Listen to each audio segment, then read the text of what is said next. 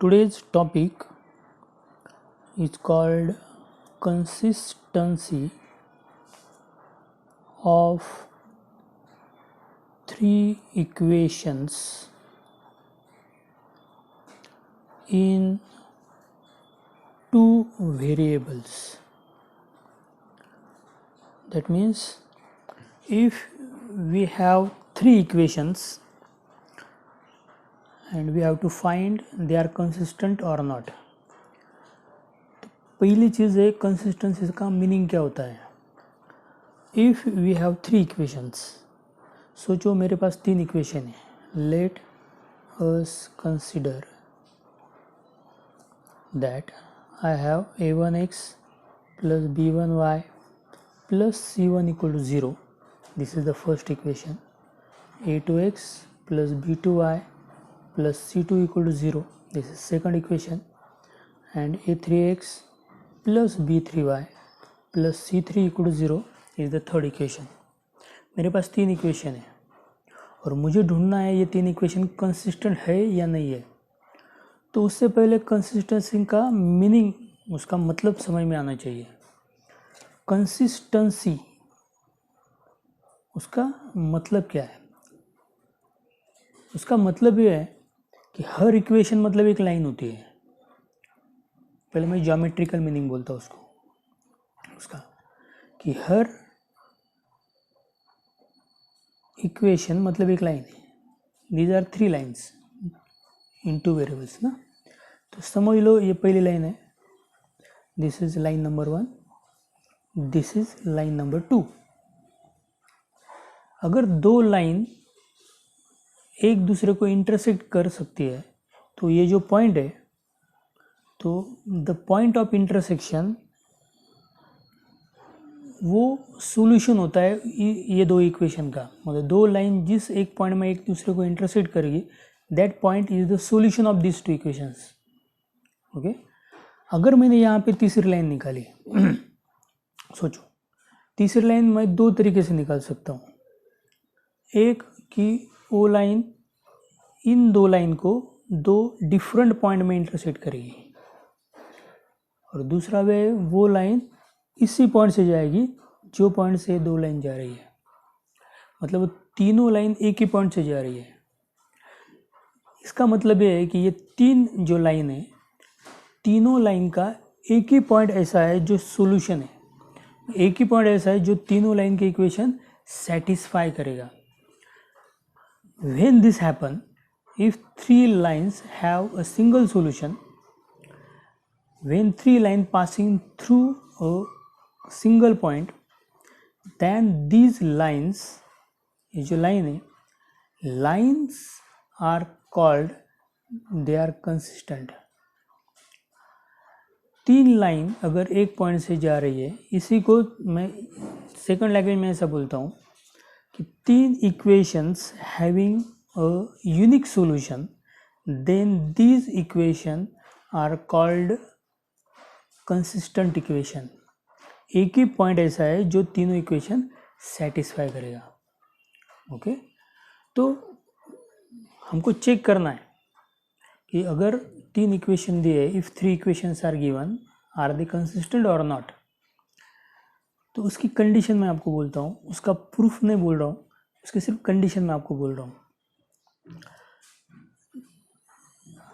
These are three different lines. इस word को हम इक्वेशन ऐसा भी लिख सकते हैं. These are three different equations and they are consistent if and only if the determinant of these three equations a1 b1 c1 in first row from first equation, a2 b2 c2, a3 b3 c3, the value of this determinant will be 0. अगर इस determinant की value 0 आती है तो ही ये तीन equation consistent है. तो जो पहला रो है उसमें मैंने a1 b1 और c1 ये तीन नंबर लिए. ये कहाँ से लिए? तो फर्स्ट इक्वेशन से. x का कोएफिशिएंट a1 है, y का b1 है, और ध्यान से देखो फिर constant term left hand side में है, तो कांस्टेंट टर्म यहाँ पे लिखा है c1, मतलब राइट हैंड साइड में इक्वेशन की कंपलसरी जीरो है। अगर कोई इक्वेशन में आपको राइट हैंड साइड में कोई नंबर अगर देते हैं तो हमको उसको पहले लेफ्ट हैंड साइड को कन्वर्ट करना पड़ेगा, ट्रांसफ़र करना पड़ेगा, उसके बाद वो कांस्टेंट नंबर यहाँ पे लिखना है। क्योंकि जब हम इक्वेशन लिखते हैं ना तो ज़्यादातर हम ये c1 राइट हैंड साइड को लिखते हैं, a1x + b1y = c1 लिखते हैं ज़्यादातर, तो वो गलती नहीं करनी। तो then the value of this determinant if 0 then the equations are consistent. If and only if लिखने का कारण ये है कि ये वाइस वर्सा भी ट्रू होता है। जैसे 3 इक्वेशन कंसिस्टेंट है तो ये डिटरमिनेंट 0 आएगा, और अगर डिटरमिनेंट 0 आ रहा है तो इक्वेशन कंसिस्टेंट है, मतलब वो नेसेसरी एंड सफिशिएंट कंडीशन है उसकी। इस टॉपिक पे अभी हम कुछ एग्जांपल्स लेते हैं। Let us take an example ले रहा हूँ फर्स्ट, और क्वेश्चन है मेरा वेरीफाई द कंसिस्टेंसी। हमको इक्वेशंस कंसिस्टेंट है या नहीं वो ढूंढना है। पहला इक्वेशन है 2x + 2y = -2, second equation is x + y = -1, and third equation is 3x + 3y = -5। Okay, मेरे पास अभी 3 इक्वेशन है और मुझे ढूंढना ये इक्वेशन कंसिस्टेंट है या नहीं है।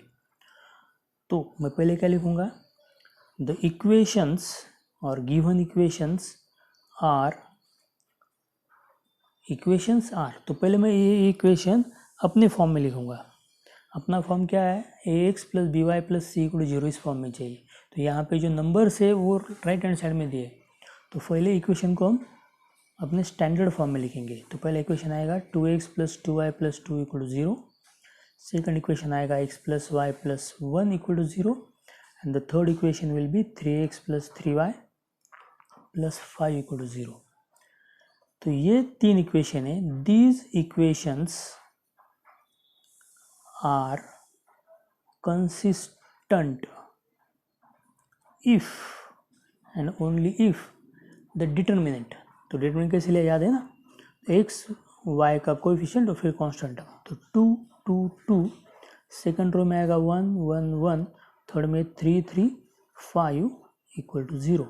अगर इस डिटरमिनेंट की वैल्यू 0 आएगी तो ये 3 इक्वेशन कैसे कंसिस्टेंट है। चलो फिर वैल्यू लेते हैं। तो लेफ्ट हैंड साइड बराबर, तो उसमें डिटरमिनेंट है, उसके नंबर है 2 2 1 1 1 1 और 3 3 5।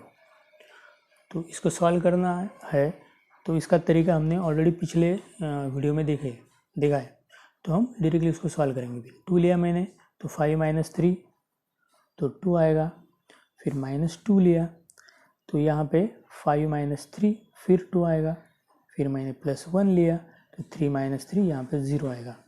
तो आंसर है हमारा 4 -4 + 0। तो इसका आंसर मेरा आया है 0। तो मतलब मेरी राइट हैंड साइड और लेफ्ट हैंड साइड सेम आई है। तो that means therefore these equations are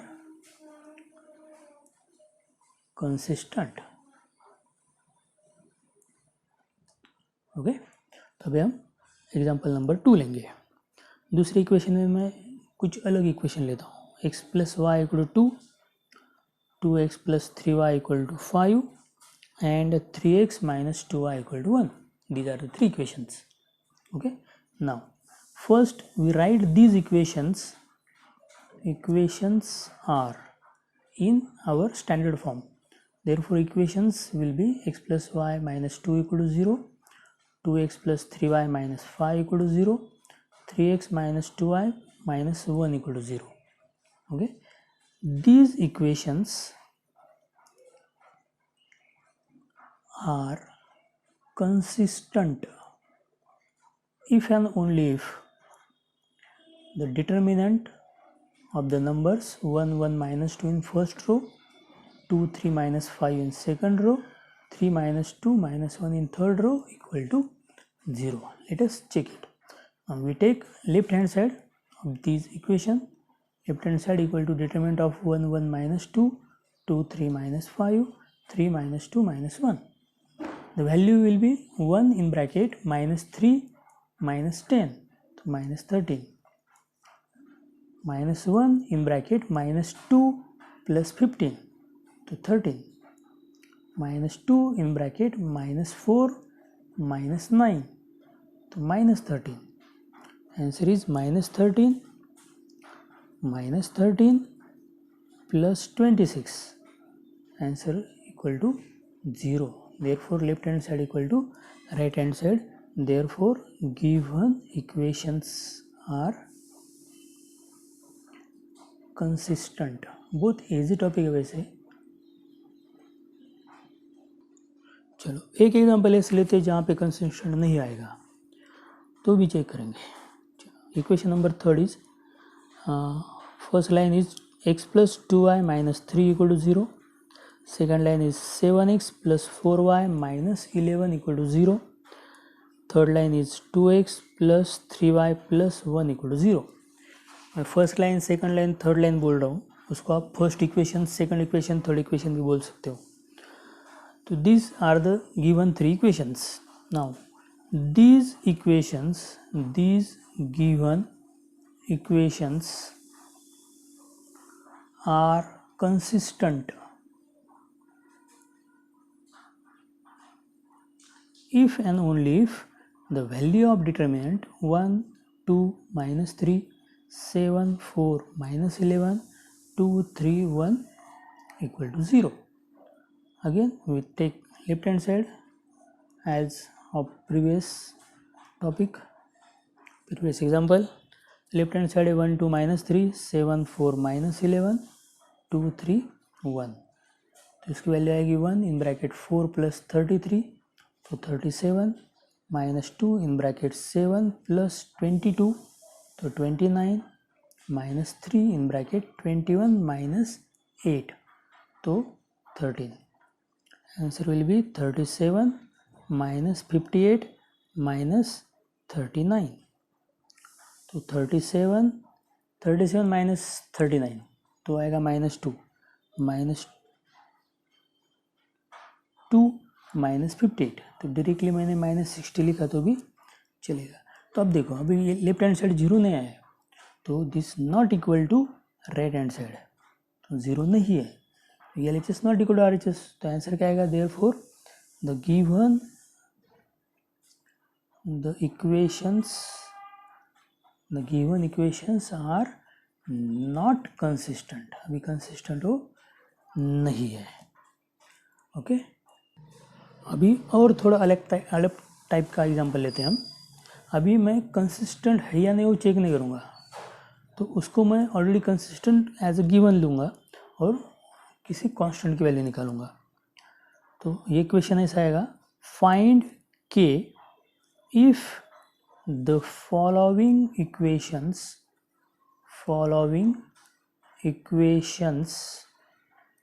are consistent. तो हमारे पास कुछ इक्वेशन है जो गिवन है. पहला इक्वेशन है 7x minus ky equal to 4. Second is 2x plus 5y equal to 9. Third is 2x plus y equal to 8. These 3 equations are consistent. Now equations तो मैं फिर क्यों लिख रहा हूँ, क्योंकि वो हमारे स्टैंडर्ड टाइप में नहीं है इसलिए. The equation 7x minus ky minus 4 equal to 0, 2x plus 5y minus 9 equal to 0, 2x plus y minus 8 equal to 0 are consistent. It is given now ना, कंसिस्टेंट. देयरफॉर अगर वो कंसिस्टेंट है तो इसका मतलब क्या हुआ कि उसका अगर हमने डिटरमिनेंट निकाला जैसे हम हमेशा निकाल रहे हैं अभी, 7 minus K minus 4 as a first row, 2 5 minus 9 in second row and 2 1 minus 8 in third row. तो value of this determinant is equal to 0. अभी हम चेक नहीं कर रहे कि है कि नहीं 0, वो कंपलसरी 0 है. हमको इसको सॉल्व करके के की वैल्यू निकालना है. तो देखो तो क्या करेंगे, हम पहले 7 लेंगे. आपको तो अभी पता है सबको कि वैल्यू कैसे निकालते हैं. तो आएगा माइनस 40 प्लस 9 प्लस के लिया तो इन ब्रैकेट में आएगा -16 प्लस 18, फिर -4 लिया तो आएगा 2 माइनस 10 इज इक्वल टू 0।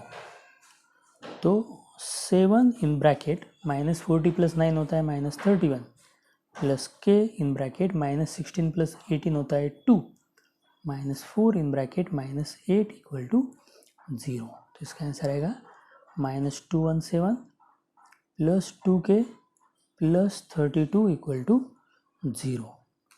तो इसको हम सॉल्व करेंगे। तो पहले 2k तो इधर रखेंगे और ये बाकी दो टर्म है उसको ट्रांसफ़र करेंगे। 217 माइनस 32, तो 2k की वैल्यू आएगी 217 माइनस 32, तो 7 माइनस 2 आता है 5, 11 माइनस 3 आता है 8 और 2 माइनस 1 आएगा 1। तो k की वैल्यू हमारी आई 185 divide by 2। This is our value of. इसी चीज़ का यूज करके हम इसके अगला टॉपिक भी सीख सकते हैं जो इसी पे डिपेंड है। That topic is called area of a triangle. किसी भी ट्रायंगल का हम एरिया यूजिंग डिटर्मिनेंट निकाल सकते हैं। कैसे? लेट अस कंसिडर हमको एक ट्रायंगल दिया है। अभी ट्रायंगल दिया है मतलब क्या दिया है? That means we are given the 3 vertices of a triangle. तो हर ट्रायंगल को 3 वर्टेक्स होते हैं, A, B, C. Let us in triangle ABC, A, B, C are the vertices. Let us consider the coordinate of A is x1, y1, that of B is x2, y2 and C is x3, y3. तो इसके coordinate से तो हमको 3 vertices दिए। तो हमको अगर इस ट्रायंगल का एरिया निकालना है तो एरिया हम डिटरमिन का यूज करके निकाल सकते हैं। तो उसकी कंसेप्ट ऐसे है, उसका थ्योरी ऐसे है, area of triangle ABC if ABC are 3 different points is area of triangle. इसको सिर्फ ट्रायंगल लेटर से भी दिखा सकते हैं, उसका सिंबल सिर्फ ट्रायंगल भी हो सकता है। तो करना क्या, हमको सिर्फ वो पॉइंट लेने हैं जो ABC के वर्टाइसेस के कोऑर्डिनेट है। दूसरी रो में आएगा x2, y2, थर्ड रो में आएगा x3, y3 और जो थर्ड कॉलम है, क्योंकि ये डिटरमिनेंट ऑर्डर 3 का है, क्योंकि उसको 3 रो है तो 3 कॉलम होनी चाहिए। तो इस डिटरमिनेंट की जो वैल्यू आती है वो वैल्यू को अगर हमने हाफ किया तो हमको मिलता है इस ट्रायंगल का एरिया। मैं थ्योरी में नहीं जा रहा हूँ क्योंकि मैं सिर्फ एग्जांपल कैसे सॉल्व करना वो बता रहा हूँ। थ्योरी के लिए हम अलग से वीडियो बनाएंगे तो उसमें ये सब थ्योरी हम एक्सप्लेन करेंगे। अभी फ़िलहाल सिर्फ एग्जांपल के लिए हम तैयारी कर रहे हैं। तो फिर इस ट्रायंगल का एरिया जिस ट्रायंगल के तीनों वर्टाइसेस दिए हैं वो होता है हाफ, और डिटरमिनेंट में सिर्फ उसके जो कोऑर्डिनेट है वो कोऑर्डिनेट डालने के उसका आंसर आएगा। अभी एक चीज़ मैं अभी आपको बोल देता हूँ कि हो सकता है कि मैंने पहले A पॉइंट के कोऑर्डिनेट लिखे, फिर B पॉइंट के लिखे, फिर C पॉइंट के लिखे। हो सकता है कि कोई और स्टूडेंट, कोई और टीचर, कोई और B पॉइंट को ऊपर लिखेगा, उसको ऊपर लिखेगा, A को नीचे लिखेगा, और हो सकता है शायद वो P पॉइंट के कोऑर्डिनेट पहले लिख देगा, वहाँ पे यहाँ पे वो B पॉइंट के कोऑर्डिनेट लिखेगा, फिर A पॉइंट के, फिर C पॉइंट के। तो अगर 2 रो इंटरचेंज किए या 2 कॉलम इंटरचेंज किए तो value of determinant is changes in sign. तो मेरा आंसर और उसका आंसर अलग दिखेगा। मेरा आंसर अगर +15 आया तो उसका आंसर -15 आएगा। तो फिर मेरा सही है और उसका गलत है ऐसा नहीं है। हो सकता है अगली बार मेरा निगेटिव आंसर है, उसका पॉजिटिव है, आंसर सेम रहेगा, सिर्फ उसका साइन चेंज होगा। तो इसलिए अगर आंसर निगेटिव भी आया तो सिर्फ एक लाइन नीचे लिखने की कि area of any triangle is never negative, तो फिर उसको पॉजिटिव लिख देने का, क्योंकि एरिया निगेटिव तो हो ही नहीं सकता कभी ना, area is a positive quantity. तो सिर्फ ये चीज़ ध्यान में रखने का। ओके, अगर ये थ्योरी समझ में आ गई आपको तो मैं आपके लिए कुछ एग्जांपल्स ले रहा हूँ। तो क्वेश्चन है, find area of the triangle whose vertices are a in bracket -2 -3, b in bracket 3 2 and c in bracket -1 -8. So I have 3 vertices and I want the area. Now vertices are, पहला vertices क्या है -2 -3, मैं इसको x1 y1 बोल रहा हूँ. Second vertex is 3 2, उसको मैं x2 y2 बोल रहा हूँ. और थर्ड वर्टेक्स -1 -8, इसको मैं x3 y3 लिख रहा हूँ. Now these are the vertices. Therefore area of triangle ABC is equal to अपना symbol half into determinant of, in first row -2 -3 1, second row में b के कोऑर्डिनेट 3 2, थर्ड वाला तो सेम ही रहेगा 1, c के कोऑर्डिनेट -1 -8 1. इस डिटरमिनेंट की जो वैल्यू आएगी वो वैल्यू का मतलब होगा उस ट्रायंगल का एरिया. तो एरिया कितना आएगा हमारा, triangle equal to half into determinant of -2 -3 1 3 2 1 -1 -8 1. पन्ना पलट लिया इसलिए मैंने दोबारा लिखा है. उसको सॉल्व करेंगे. हाफ इन ब्रैकेट तो -2 in bracket 2 + 8 10 +3 in bracket 3 + 1 4 +1 in bracket -24 +2 -22. तो इसको सॉल्व करेंगे. Half in bracket -20 +12 -22. तो इसका आंसर आएगा -20 -22. ऐसा भी कर सकते हैं -20 12 -22 आता है -10. तो आंसर मेरा आ रहा है -15. ओके, तो आंसर है -15. लेकिन एरिया तो निगेटिव होता नहीं है, तो फिर हम नीचे लिखेंगे but area is a positive quantity. तो एरिया हमेशा पॉजिटिव होता है. Therefore area of triangle ABC is equal to +15 square unit. चलो अभी इसका दूसरा एग्जांपल लेते हैं. Example number 2. If area of triangle with vertices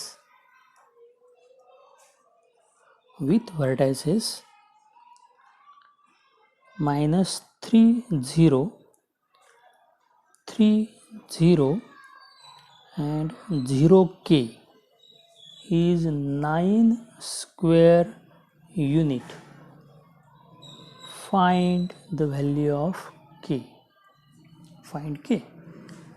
तो हमको 3 वर्टाइसेस दिए हैं, लेकिन एक में कांस्टेंट दिया है और उस कांस्टेंट की हमको वैल्यू निकालनी है. तरीका तो सेम होगा.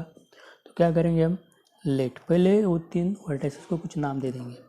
Late A -3 0, B 3 0 and C 0k are the vertices of triangle ABC. बरोबर.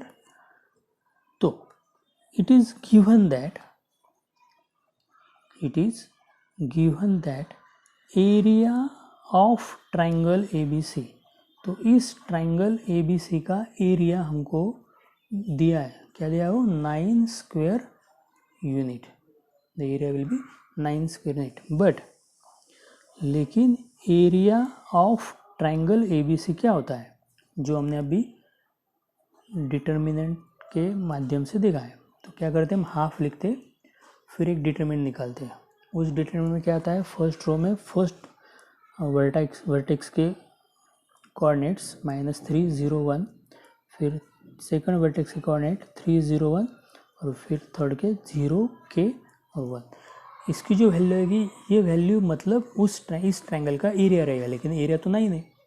तो फिर हम क्या करेंगे अभी, तो हम लिखेंगे 9 equal to half into mod of -301 301 और 0k1, इसकी जो भी वैल्यू आएगी वो 9 आएगी।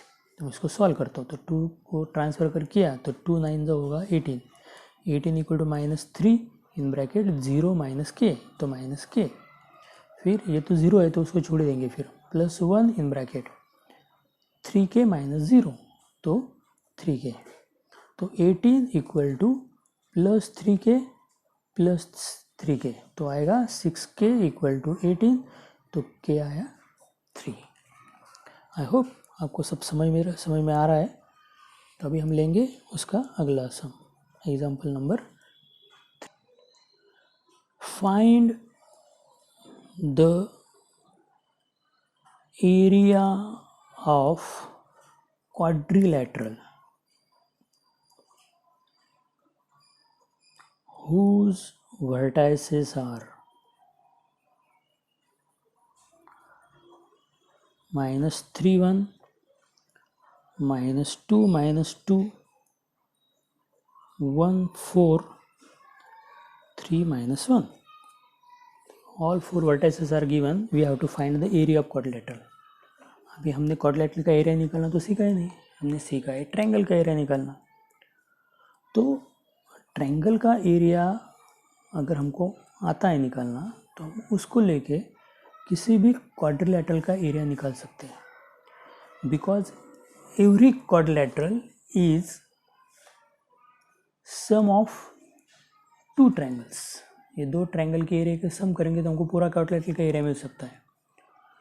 तो वो ट्रायंगल किसी भी डायगोनल निकाल के हम उसको 2 ट्रायंगल में कन्वर्ट कर सकते हैं। तो मैंने अभी BD ज्वाइन किया तो एक ट्रायंगल आया ABD, इस ट्रायंगल का एरिया, फिर दूसरा ट्रायंगल BCD, इस ट्रायंगल का एरिया। अगर 2 ट्रायंगल का एरिया की हम एडिशन करेंगे, सम करेंगे तो हमको पूरे क्वाड्रिलेटरल का एरिया मिल जाएगा।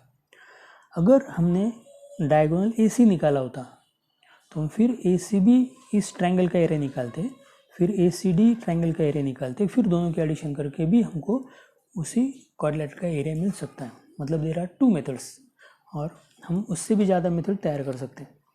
तो हमको करना क्या है, अभी इस क्वाड्रिलेटरल का एरिया निकालने के लिए हम 2 ट्रायंगल का एरिया निकालेंगे।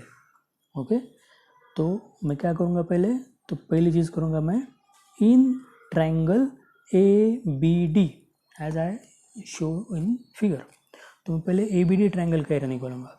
तो इन ट्रायंगल ABD में A -3 1, B -2 -2 and D 3 -1 are the vertices.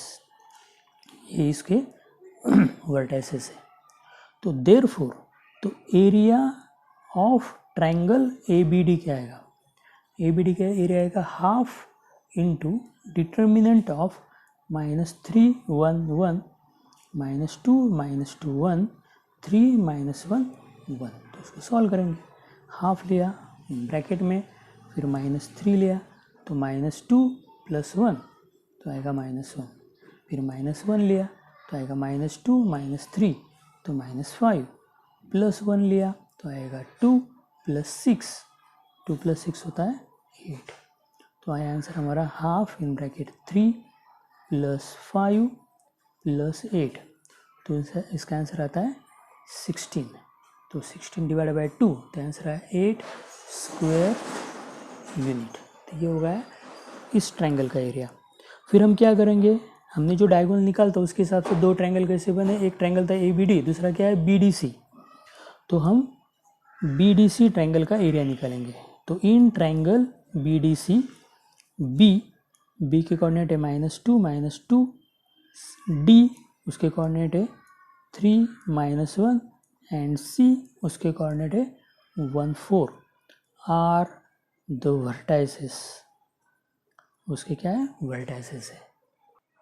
Okay, तो देयरफॉर फिर एरिया ऑफ ट्रायंगल BDC क्या आएगा,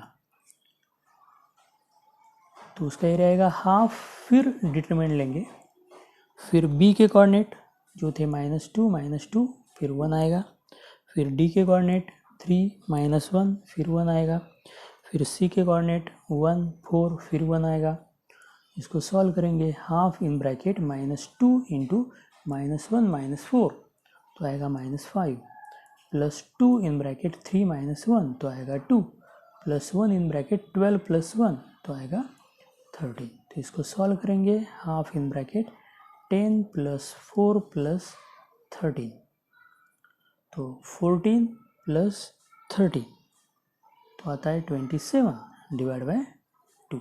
ये होगा area of triangle BDC square unit. Okay, तो हमको क्वेश्चन पूछा है area of quadrilateral ABCD is equal to area of triangle ABD plus area of triangle BDC। दोनों एरिया की एडिशन करेंगे। पहला एरिया हमने निकाला था, तो पहला एरिया था 8 स्क्वायर यूनिट, अभी एरिया है 27/2, तो दोनों की एडिशन करेंगे स्क्वायर यूनिट।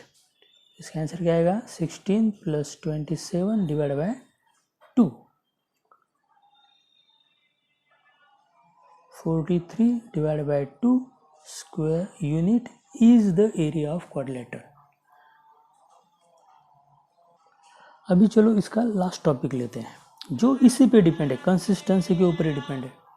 अब थोड़ी देर के लिए सोचो, अगर मेरे पास एक ट्रायंगल है, area of that triangle will be is 0, उस ट्रायंगल का एरिया 0 है, तो उसके वर्टाइसेस कैसे रहेंगे?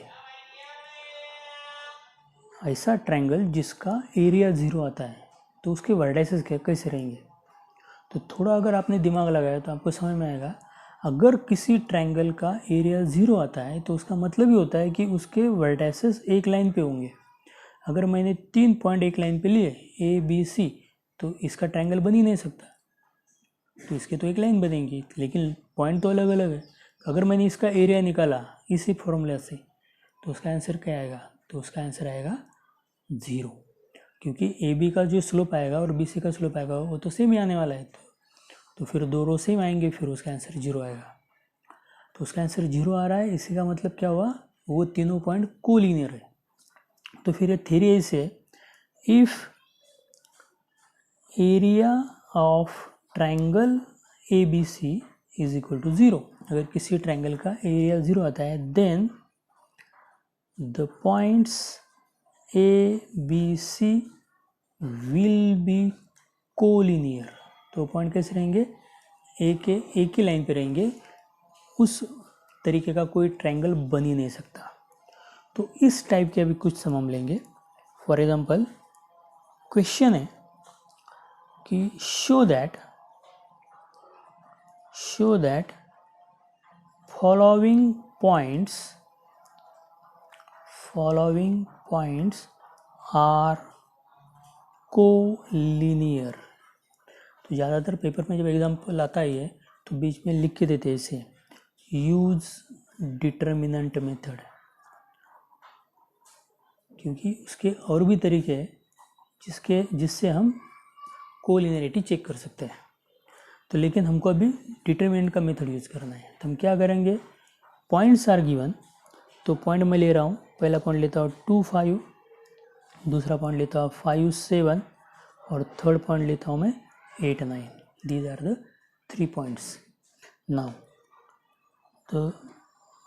these points are collinear if and only if. तो ये कोलिनियर कब होंगे? जब इसका एरिया 0 आएगा। एरिया क्या रहता है? Half into determinant.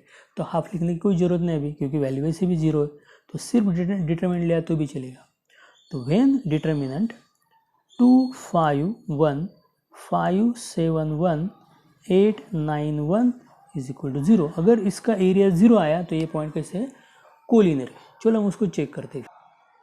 तो मैंने लिया LHS लेफ्ट हैंड साइड, क्योंकि हमको चेक करना है इसलिए। तो उसमें क्या है? 2 5 1 5 7 1 8 9 1।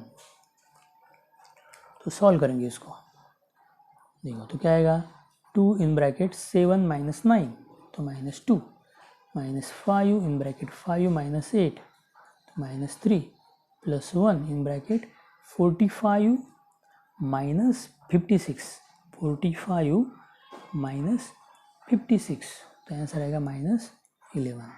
तो आया माइनस 4 प्लस 15 माइनस 11, तो माइनस 15 प्लस 15, तो आंसर क्या आया 0 equal to right hand side. दोनों आंसर सेम आए, देयरफॉर द गिवन पॉइंट्स